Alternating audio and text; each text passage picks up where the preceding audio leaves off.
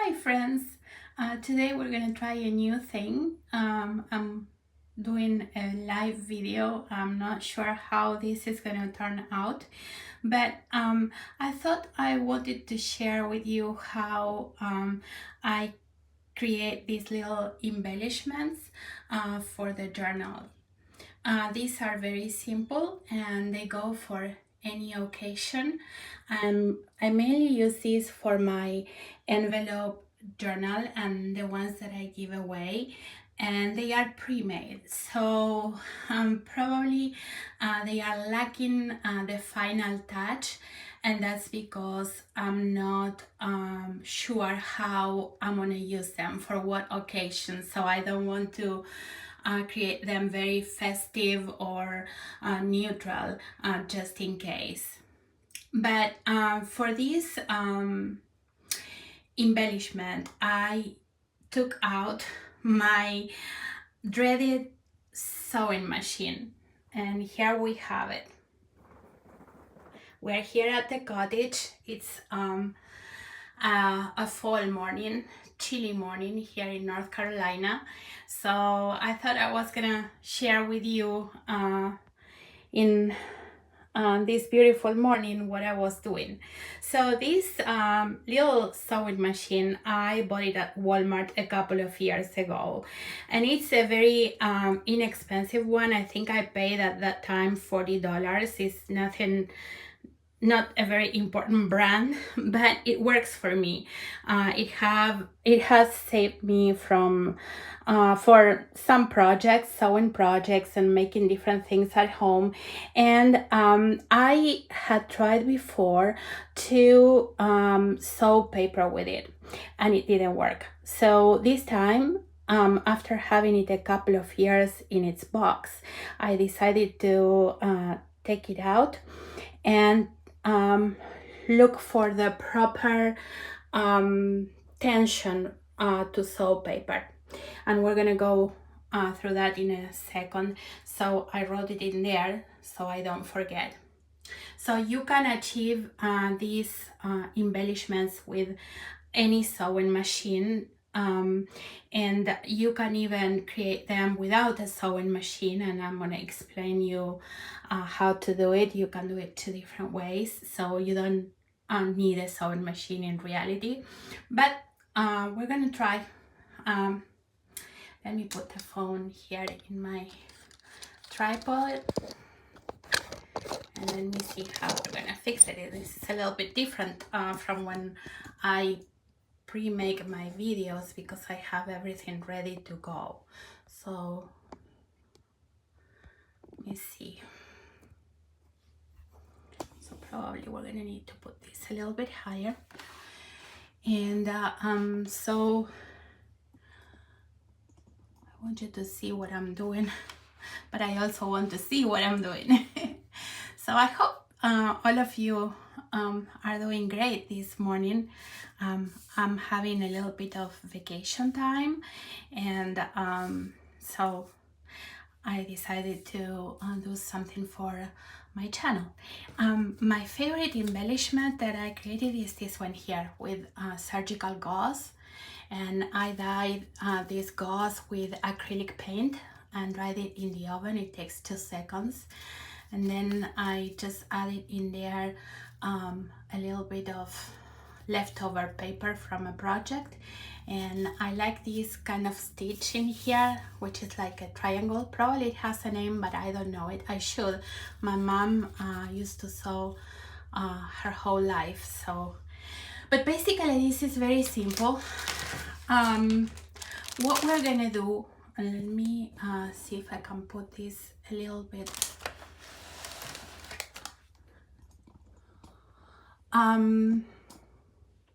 what we're gonna do is I'm gonna show you how I made it. Very, very simple. So these are pieces of paper that I bought at the dollar store. They are $1.25. I bought this package when they used to be $1. So it comes in a bag with a couple of pieces of papers. Not all of them are that nice. You're gonna find that the nicer ones are the less that you're gonna find in there, but for this kind of projects I think this is good. So I like this paper in particular because it has kind of a texture, and it seems like that it has like flowers in there. So we're gonna work with this paper, and we're gonna cut it in half because it may be in three, because we don't want these to be big if we're gonna use them for embellishments. Let me put this down a little bit. There we go. So I know many people create this with fabric, but I'm a little bit lazy. I figured out, my mom being a sewer, or having been a sewer, she passed away 2 months ago. I know that in order to create this type of ruffle, you have to take out the iron and just iron them so that it would stay in place if you want to do it the proper way, you know. So my iron is nowhere to be found because I don't iron anything at home, and even if it was in a place where I could find it, I wouldn't use it. So I decided that an easier way for us to create a quick embellishment can be done with paper and lace or whatever you want to put on top. So basically you start folding these to create the ruffle.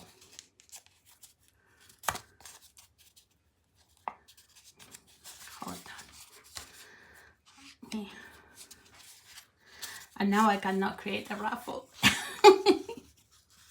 How did I do it? It was the other way. Oh gosh, this is embarrassing. It was like this. There we go. You see, all your presence there is making me nervous. So basically, you do it in the top part.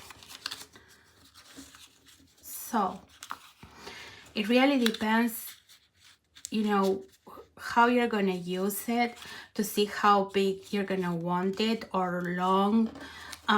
Mine, I foresee that I'm gonna use this for little embellishment in my journals, so they're gonna be small. So you can, if you don't have a sewing machine, you can either glue it, and I would suggest you put the glue in the inside of the fold and let it dry, or you can sew it, hand sew it, which it's very easy. Just make sure that one of the stitches grabs this ruffle with this one here so it stays, and this wouldn't take a second to hand sew it if you know how to do it. So for that, once you have this done, I like to put lace. So I have a box of laces here, but I'm gonna use this particular one because it's a fall one and I love it. And this is from the Dollar Tree. So I measure up more or less how much I'm gonna need. I got it there, and then you know you can trim it according to the project that you are doing. So let me move this here, and let me put this down here a little bit so you can see what I'm doing. This machine has a light. Probably all of them have, but I find it that it is very, very fancy. So I use different colors, like in the up in here and in the bobbin, because I like to make it fancy. It's not a serious project. I didn't choose any, let's say, dark colors or festive colors, because I don't know how I'm gonna use them, so I don't want to risk, not being ready for the occasion that I want to use it. So then, I can put an embellishment on top and make it one way or another, festive or non-festive, according to that. So what I found that it's important is that since you're gonna sew this way, it's like stairs going down. That's how you have to put it in the sewing machine. So as I said, I had attempted before doing this and it wouldn't work. The thread would cut or the needle would break. Indeed, the first time that I tried this time, that's what happened. So I decided to do a research on what's the best tension for paper, and I found out that the best one is either, and when I mean the tension is those numbers here. So for the paper that is thin, it's either 1 or 2. So I have it set it in 1. However, if the paper is a little bit more sturdy, you're gonna need to put it in a number 3. This paper is not super thin, so I'm gonna just go towards the 3, and I hope this helps for everybody, because that was one of my main problems. And then you have to select the kind of stitch that you want, and I like a fancy one, and this is my favorite, but you can use whatever you like. So I know there's many people, because I've heard that from my friends, that have a sewing machine and the sewing machine is kept away and it doesn't see the light of the day, which is what happened with mine. But we don't need to be afraid of it. There's many tutorials, and it's very, very simple how to use it. So there's nothing to be afraid of with the sewing machine. So I'm going to explain a little bit some basic things. My machine is already threaded, so we're gonna put it right in there, and it has a little bit of a handle here, so you take it down, and that's how this little foot goes down. So once we had that, it's a question of just working with the pedal down there and praying that the tension is right, but hopefully it's gonna work out. So let's see, let's give it a try.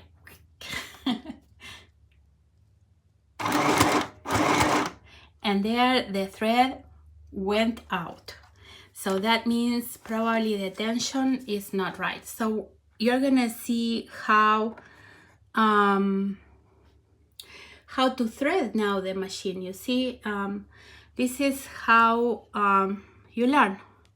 So let me show you. So if you don't remember how to thread it, you have to put the thread in this little hole here.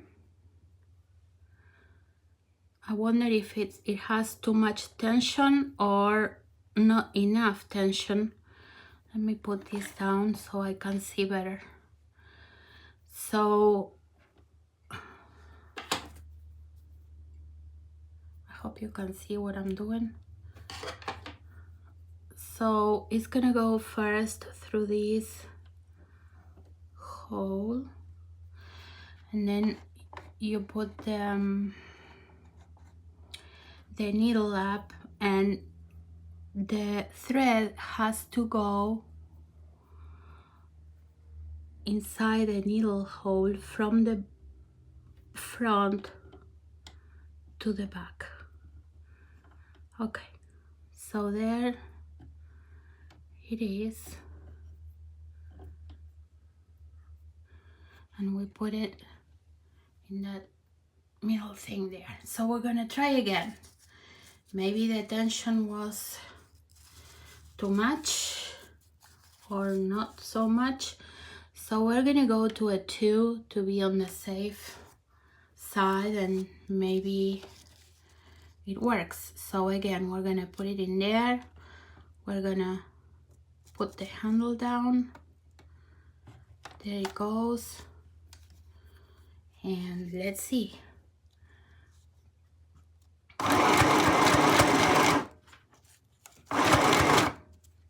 Okay, so it's moving because the paper is sturdy, so we correct it. We put up the handle and move it, and there. So now put this up and this up,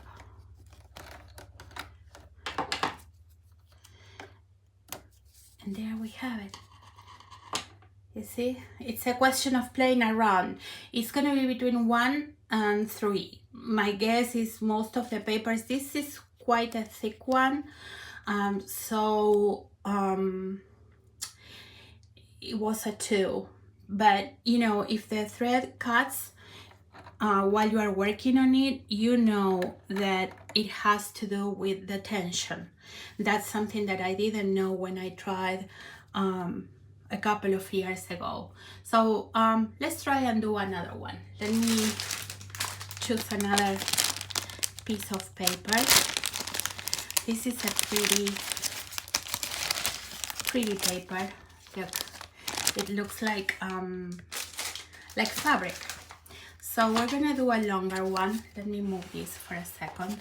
So we're gonna cut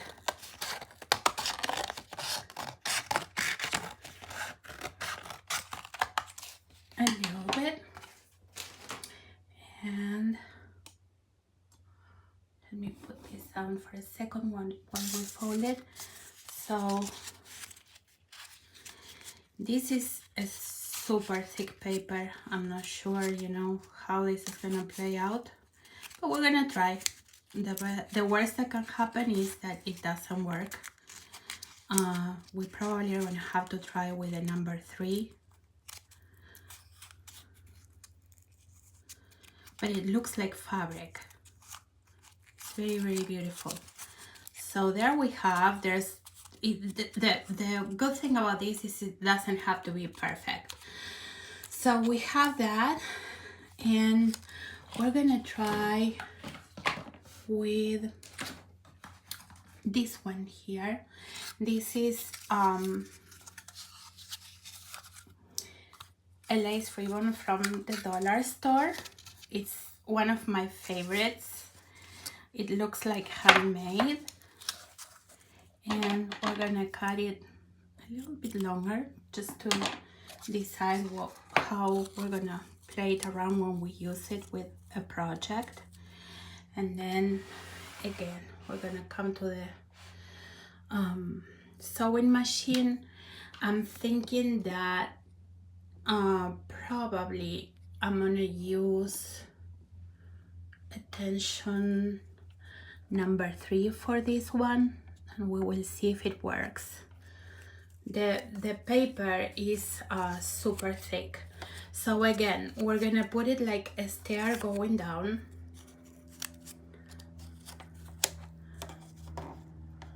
and we're gonna put it there. We're gonna put the handle down, and it didn't grab it as it should. So there we go, and let's try. I hope you can see well what I'm doing. Let me see. There. Okay, let's see if this works. The moment of truth.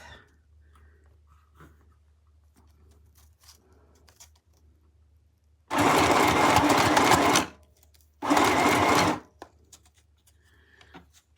me see, it's not, the paper is not moving. It's too thick, I guess.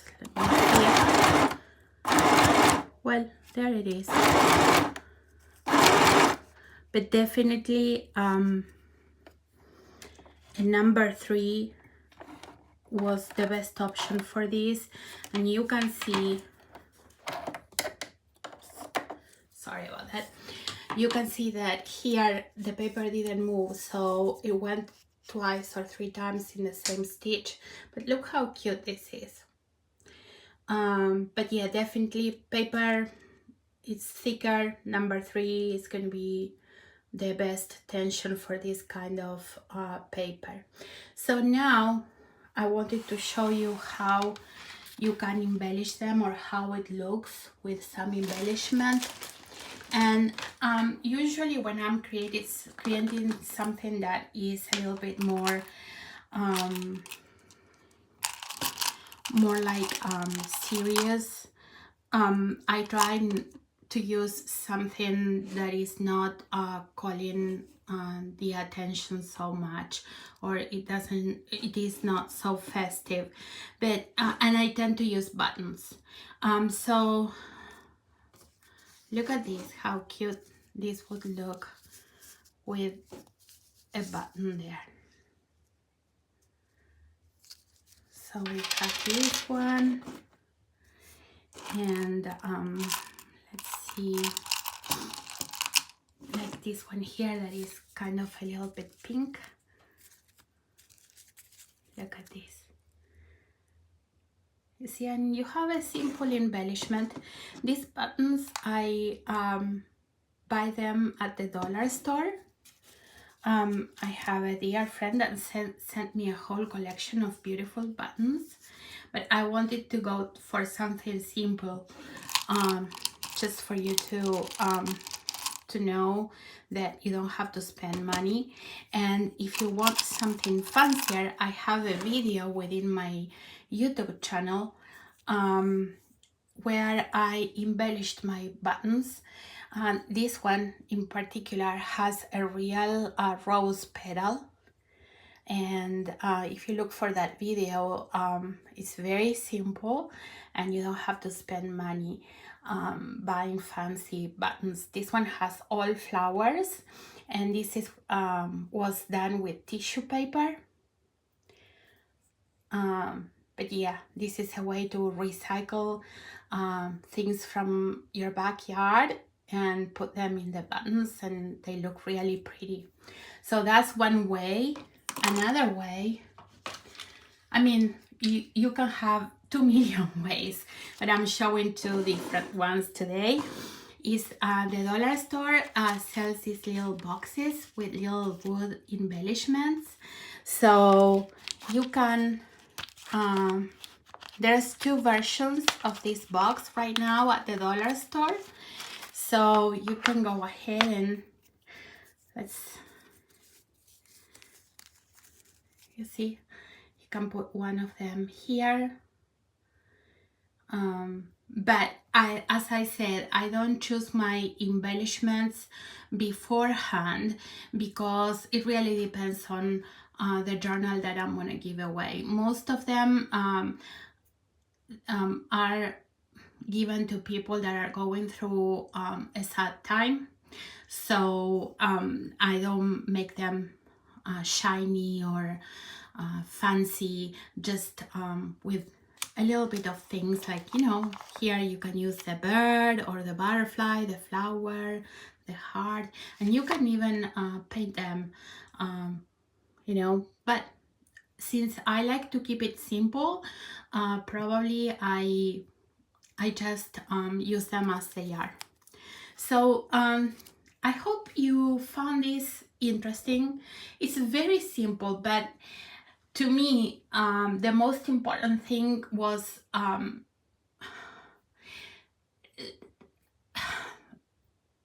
just not being scared of the sewing machine. It was always a trouble because every time I wanted to sew something, I had the problem of the tension until I did a proper investigation and trial and error. And you may find that, that's the case, but as I said, if you keep the tension between 1, if the paper is very thin, or 2, and 3, if it's sturdy like this one here, you're gonna be able to work with it, and you don't have to work with fabric. And indeed, it works really nice. You have a nice variety, and you can do this with leftover paper instead of having to have a whole collection of fabric, which I do have from the Dollar Tree. But as I said, if you're gonna do it properly, unless you are a savvy person with sewing, you're gonna have to take the iron and create the ruffles with the iron first. So it's an extra step that if I have to do that, probably I was not going to do it. So I hope you enjoyed this and this first live for me in YouTube. So hopefully you can introduce yourself through this video, and hopefully we can share different techniques. And we will see each other hopefully again this week, since I'm gonna be a couple of days off from work. So I will be able to create more videos on things that I had thought about. So have a wonderful week, and we will see each other in the next video. Bye.